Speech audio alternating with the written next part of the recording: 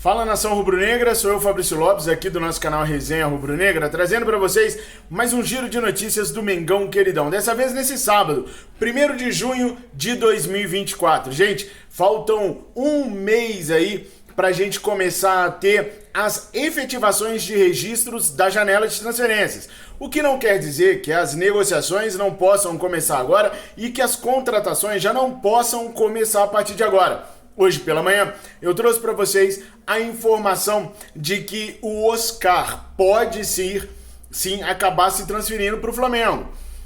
Por causa de todo um jogo lá de questão salarial, ele pode acabar vindo para o Flamengo, mas é bom sempre deixar bem claro, e eu tô repetindo isso já no começo do vídeo, porque eu vi várias indagações a respeito da situação, que não é só o Flamengo que está de olho no Oscar, não. O Oscar tem outras opções.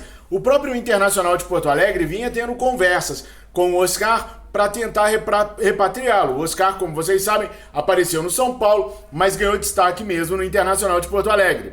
Então não é só o Flamengo que está interessado. Há clubes da MLS, clubes lá do mundo árabe, também interessados no jogador de 32 anos, mas que o contexto todo, por conta de uma limitação salarial dentro da China, pode fazer com que ele deixe o clube do Xangai Port? Pode, tá? Agora, falando sobre outras saídas que podem acontecer no Flamengo. Essa eu acho que geral vai gostar. Finalmente o Flamengo recebeu uma proposta pelo lateral direito Wesley. Yes! Só que o seguinte, nação, não vai ser tão simples assim não, tá? O Famalicão de Portugal tem interesse no empréstimo do Wesley. E o Flamengo gosta da possibilidade de poder emprestar o Wesley. Afinal de contas, o lateral tem um salário razoável dentro da equipe rubro-negra, não caiu no gosto do técnico Tite, não caiu no gosto da nação rubro-negra, e o Flamengo quer desesperadamente emprestar o lateral direito. Só que o seguinte, o Flamengo não quer só emprestar não.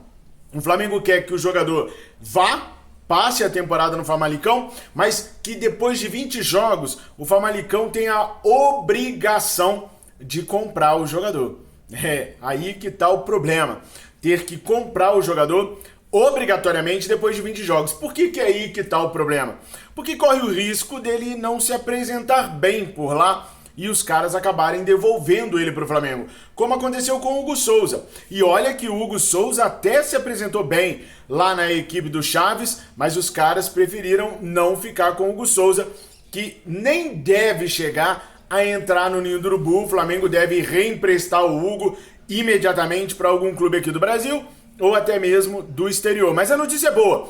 Só de ter um clube interessado no Wesley, já dá para o Flamengo pensar em oxigenar o setor. Porque uma das grandes barreiras que o Flamengo enfrentava para procurar um lateral direito é justamente o Wesley ainda tá ali. Porque o Varela não vai sair. O salário que o Varela tem hoje dentro do elenco do Flamengo é um dos melhores salários que o Varela poderia querer. O Peñarol, por exemplo, lá do Uruguai, que é o sonho do Arrascaeta, do Nico de la Cruz encerrarem a carreira lá no Peñarol, fez consultas pelo Varela e sempre teve um problema. A questão salarial. Então o Varela não sai de jeito nenhum. Sobra pro Wesley sair. Se o Flamengo conseguir concretizar esse empréstimo ao Famalicão com obrigatoriedade de compra após o Wesley realizar 20 jogos, aí o Flamengo vai voltar suas atenções para a lateral direita. Mas já garanto a vocês, meus amigos, não vai ser tarefa fácil para o Flamengo conseguir a contratação de um lateral direito, não. Porque o Danilo não está à disposição agora e ainda que estivesse a concorrência do Napoli. O Antônio Conte está querendo levá-lo para lá. Então, se o Danilo pensar em sair da Juventus, o Flamengo tem que vencer ainda a questão da concorrência com o Napoli. Talvez nem fosse tão difícil assim se transferir de uma equipe onde ele é ídolo para uma equipe do mesmo país, talvez complicasse e aí o Flamengo ficasse grandão na negociação, sem contar que é um atleta que é rubro-negro, mas ainda assim é bem difícil o Flamengo conseguir a contratação do Danilo. O Ângelo Preciado, que seria um dos meus favoritos, e gente, toda vez que eu falo do Ângelo Preciado, alguém fala assim, mas Fabrício, da onde você tira Ângelo Preciado? Bom, o Ângelo Preciado, ele jogou no Independente Del Valle, tá? e ele acabava com o nosso setor esquerdo toda vez que atuava. Deu muita dor de cabeça pro René, pro Felipe Luiz, pro Léo Pereira. Quem caía no setor que o Ângelo Preciado estava tinha sérios problemas. As características do Ângelo Preciado são diferentes das características do Varela, que é um jogador mais de marcação, um jogador que sobe mais na boa. Ele é mais parecido com o Ayrton Lucas, coisa que nós não temos do lado direito. Então, ter um jogador que apoia, que é rápido, que vai pra cima, que parte pra cima do lado direito, e ter um jogador de contenção, mais calmo, mais seguro na defesa, seriam duas qualidades de atletas muito boas pro Tite poder escolher em qual momento usar um, em qual momento usar o outro. Trazer, por exemplo, um Gonzalo Montiel é um grande jogador, ia ajudar demais, mas ele tem as mesmas características do Varela. Então nós não teríamos aquele jogador que vai além de fundo, que tenta o drible, que chuta pro gol, porque não é o caso do Montiel. O Montiel, ele é melhor do que o Varela. Se fosse naquela questão das estrelinhas, o Varela teria 2 estrelinhas e o Varela teria 2 estrelinhas e o Montiel teria 3 estrelinhas e meia, quase 4. Ou seja, ele é um pouco melhor do que o Varela em várias situações, mas ainda fica pecando na questão ofensiva. E já o Ângelo Preciado, não. O Ângelo Preciado seria 4 estrelinhas, na minha humilde opinião. Jovem, veloz, tem boa marcação e tem um ataque melhor ainda. Mas o Flamengo vai ter que ver para onde ele vai correr para conseguir a contratação de um lateral direito, caso consiga realizar esse empréstimo do Wesley para o Famalicão. Nação, eu sou o Fabrício Lopes, vocês estão no canal Resenha Rubro-Negra. Eu peço para que você se inscreva no nosso canal, curta, comenta e compartilha pra gente continuar aqui no YouTube trazendo pra vocês as principais notícias do Mengão Queridão. Mas já vai logo avisando seus amigos aí, ó.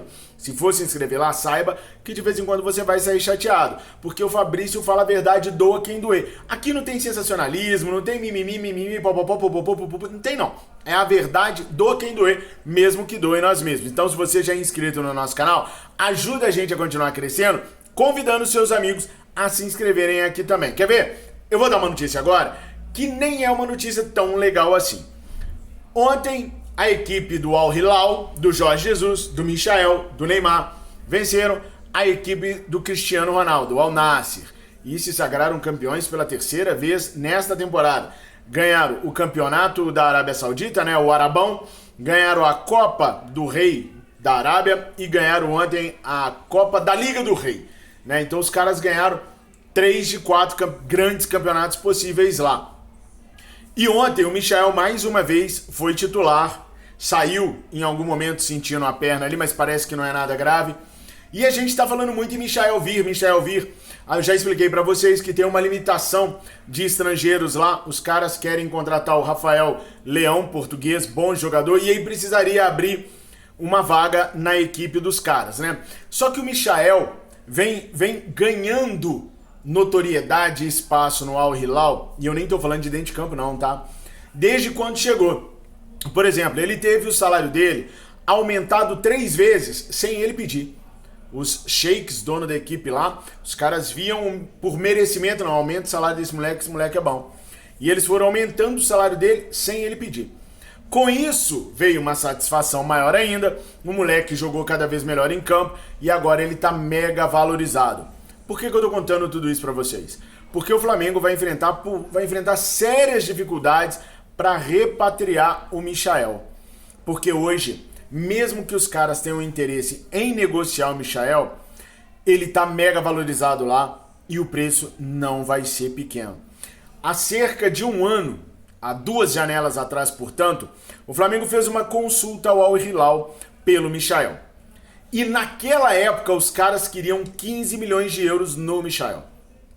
Agora ele está mais valorizado ainda. Mas Fabrício, se o time dele não vai renovar com ele, ele ainda está valorizado? Sim, ele está valorizado. Mesmo eles ainda não tendo sentado para conversar uma renovação, o Michael está valorizado. Estima-se que o Al Hilal possa pedir entre 15 e 18 milhões de euros para liberar o jogador. Talvez, se conseguir convencer o Michael a convencer os árabes, caia um pouquinho para 13 a 15 milhões de euros. Ainda assim é uma grana preta, é um investimento alto para fazer por um atleta agora. Ficaria no top 8 dos atletas mais caros que o Flamengo já comprou. Por isso que o Flamengo está se dedicando muito a essa negociação e está se dedicando a tentar jogadores que venham só pelas luvas. Ninguém vem de graça, todo mundo sabe disso. Só que quando você pega um Oscar e negocia com o Oscar o valor das luvas, você dilui as luvas, ou seja, você parcela as luvas no salário do atleta. Então, se você propõe um salário, um contrato de 3 anos, você pega ali os meses todos, né? 12 mais 12, 24, mais 12 os 36 meses, divide as luvas em 36 vezes, joga junto do salário e fica mais fácil. Agora, se você tiver que pagar pelo atleta, você vai pagar, vai dar uma entrada grande, vai pagar mais 2, mais 3 vezes, então você vai ficar meio estrangulado. Então, é por isso que o Flamengo não está indo atrás, por exemplo, do Claudinho. Tive uma conversa, ainda hoje mais cedo, com uma pessoa bem próxima do departamento de futebol do Flamengo, que falou assim: Fabrício, o Tite hoje enxerga a necessidade da gente ter um ponta-direita, muito mais do que a gente ter um meia. É bom ter um meia? É óbvio que é bom ter um meia, mas o ponta-direita hoje é fundamental. Então o Flamengo está fazendo de tudo para sanar uma lacuna. Nós não temos lacuna no meio de campo ainda. O Lohan ainda está aí, o Matheus Gonçalves ainda está aí, o Vitor Hugo ainda está aí, Arrasca, Nico ainda estão aí, então não há uma lacuna. Na ponta-direita não há um ponta-direita bom de ofício no Flamengo hoje. Então o Flamengo está fazendo de tudo para trazer o Michael. Só que investir 15, 16, 13 milhões no Michael vai esgotar os recursos imediatos que o Flamengo tem para contratar outros jogadores. Por isso a tendência é que o Flamengo foque no Michael, tente resolver com a ponta direita o Michael, para depois ver o que tem sobrando aí no mercado que dá para ser aproveitado, se é que é para ser, porque também não é qualquer jogador. Por exemplo, o Flamengo não desistiu do Thiago Alcântara. Pelos números que o staff dele passou para o Flamengo viu que não tinha condições de ficar com o Thiago Alcântara. Então já tirou o Thiago Alcântara de cabeça. Então não é assim, tem nome, vai vir jogar. Não é assim. O Flamengo vai ver se cabe dentro daquilo que o Tite quer, se cabe dentro daquilo que o Tite entende como sendo útil para a equipe, e estando livre no mercado, o Flamengo vai ver o que pode fazer no setor de meio de campo. Do lado direito, não. Do lado direito, o Wesley saindo, o Flamengo vai investir em alguém. O problema é quem investir. Quem é o lateral direito que o Flamengo pode investir? Você tem alguma opção, tem alguma sugestão para dar ao Flamengo? Coloca aqui nos comentários. Aproveita que você vai parar de ver o vídeo um pouquinho para comentar. Curta, comenta, compartilha e verifica se você é inscrito. Se for, chama seus amigos para se inscrever, dá moral para nós. Se não for, inscreve agora e já dá você mesmo essa moral para nós, e depois chama seus amigos para vir para cá também. O Flamengo enfrenta o Vasco amanhã e teremos novidade na dupla de zaga do Mengão Queridão. Estamos todos aguardando o momento que finalmente o Léo Ortiz vai ser titular da equipe rubro-negra, mas não vai ser agora não, tá? O Tite treinou a equipe nesse sábado com Rossi, Varela, Fabrício Bruno, Davi Luiz e Matias Vinha, Alan, Nico e Arrascaeta, Gerson, Everton, Cebolinha e Pedro. Ou seja, tivemos algumas modificações na equipe. Primeira modificação, Davi Luiz, depois de ter feito um excelente jogo no meio da semana contra a equipe do Milionários pela Libertadores, permanece na zaga, só que dessa vez fazendo dupla com o Fabrício Bruno. Léo Pereira está se recuperando do problema na coxa, mas não jogaria de qualquer jeito esse jogo porque está suspenso. Do lado esquerdo, mais uma modificação. Matias Vinha volta como titular, porque Ayrton Lucas está tratando da coxa esquerda também. Aí no meio de campo, não é uma modificação, mas muitos já esperavam o retorno do Eric Pulgar. E não é o que vai acontecer, não. Vai permanecer o Alan, que vem fazendo boas partidas. Ainda não são partidas nível Eric Pulgar 2023, mas o próprio Eric Pulgar não vinha fazendo partidas nível Eric Pulgar 2023. Vinha perdendo muitas bolas, vinha chegando bem atrasado.